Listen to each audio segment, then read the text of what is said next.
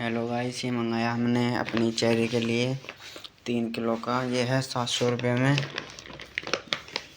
Puppy pedigree है ये। 3 kilo का पैकेट है, ये आप देख सकते हैं। 4 मंथ ये सब लिखा हुआ है। और हमने काट के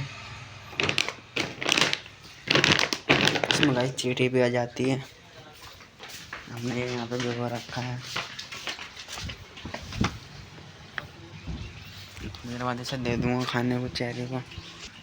चलो अब इसको दे देते हैं हम।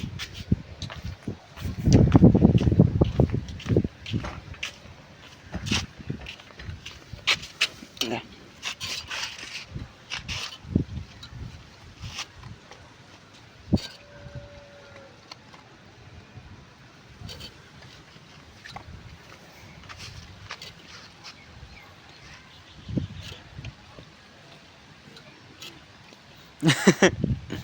बताइए कहीं का बनाए हो।